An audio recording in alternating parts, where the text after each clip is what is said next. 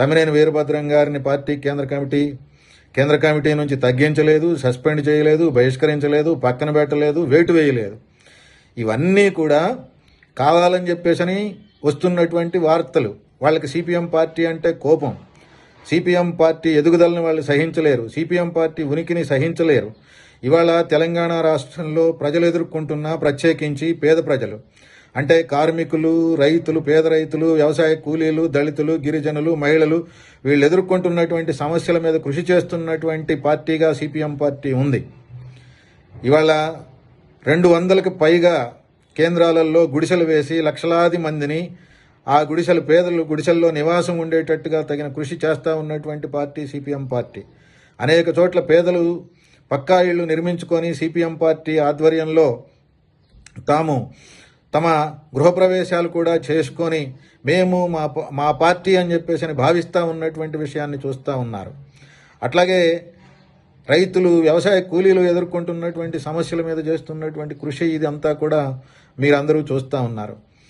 ఇదంతా సహించలేనటువంటి పాలక వర్గాలు ఇవాళ సిపిఎం పార్టీని గందరగోళపరిచి పార్టీలో లేనటువంటి అనేక అంశాలని చర్చ జరగనటువంటి అనేక అంశాలని చర్చ జరిగినట్టుగా, నిర్ణయాలే జరగనటువంటి అనేక అంశాలని నిర్ణయాలు జరిగినట్టుగా కావాలని చెప్పేసి ప్రజల్లోకి తీసుకెళ్లి సిపిఎంని దెబ్బతీయాలని, పలచపరచాలని చెప్పేసి ప్రయత్నం చేస్తూ ఉన్నారు. వాళ్ళ ఆటలేమీ సాగవు. సిపిఎం అనేది ఒక బలమైనటువంటి శక్తివంతమైన కార్మిక వర్గ పార్టీ. ఈ రాష్ట్రంలో ప్రజల సమస్యలు తీసుకొని నిరంతరం పనిచేస్తున్నటువంటి పార్టీ, భవిష్యత్తులో పనిచేసేటటువంటి పార్టీ కూడా. ఇవాళ రాష్ట్రంలో ఉన్నటువంటి 30,000 మంది సభ్యులు ఐక్యంగా ఉన్నారు. ఈ పార్టీని ఐక్యంగా ముందుకు తీసుకుపోవడానికి, ప్రజా పోరాటాలు నిర్వహించడానికి సిద్ధమై ఉన్నారు. దీన్ని సహించలేనటువంటి వాళ్ళు ఈ రకమైనటువంటి ప్రచారం చేస్తూ ఉన్నారు. కామ్రేడ్ తమ్మినేని వీరభద్రం గారు అనారోగ్యంతో ఉన్నారు. ఒక 4 మాసాల కాలం పాటు విశ్రాంతి తీసుకోవాలి అని చెప్పేసి ఏఐజీ కార్డియాలజీ విభాగం డాక్టర్ డిఎన్ కుమార్, శ్రీదేవి గారు చెప్పారు. పార్టీ నాయకత్వానికి చెప్పారు, ఆయనకి చెప్పారు. ఆయన పార్టీ అనుమతితోని గత 2 మాసాల నుంచి విశ్రాంతిలో ఉన్నారు. ఇంకొక 2 మాసాల కాలం ఆ విశ్రాంతి తీసుకోవాల్సి ఉంటుంది. ఆ విశ్రాంతి కాలం పూర్తయిన తర్వాత యథావిధిగా ప్రజా జీవితంలోకి వస్తారు. అట్లాగే పార్టీ జీవితంలోకి కూడా వస్తారు. పార్టీ నిర్మాణంలో, రాజకీయాల్లో బాధ్యతాయుతంగా పనిచేస్తారు. అంతేకాని ఇవాళ వీళ్ళు చేస్తున్నటువంటి పద్ధతుల్లో, ఆ దుష్ప్రచారం, ఆ గోబెల్స్ ప్రచారం పద్ధతుల్లో పార్టీ ఆయన పైన వ్యవహరించలేదు. అట్లాగే పార్టీలో విభేదాలు కానీ, చీలికలు కానీ, గ్రూపులు కానీ ఇట్లాంటివి ఉన్నాయి అని చెప్పేసి ఉండాలి అని కోరుకునేటటువంటి వాళ్ళు చేస్తున్నటువంటి ఈ ప్రచారం, ఈ తప్పుడు ప్రచారం, అటువంటి వాటికి తావేమీ లేదు.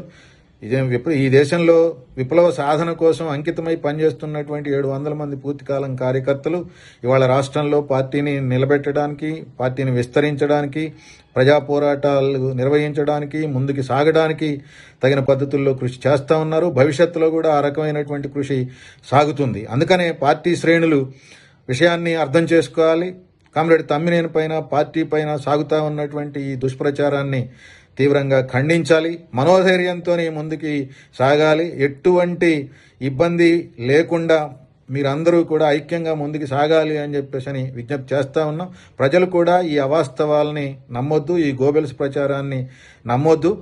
మేము సిపిఎం పార్టీ, అది రాష్ట్ర కమిటీ కావచ్చు, జిల్లా కమిటీలు కావచ్చు, మండల కమిటీలు కావచ్చు, శాఖలు కావచ్చు, ఇది ప్రజల కోసం, దేశం కోసం, వ్యవస్థ మార్పు కోసం ఉన్నటువంటి పార్టీ. ఇది ఇలానే పనిచేస్తుంది, ఐక్యంగా ముందుకు సాగుతుంది.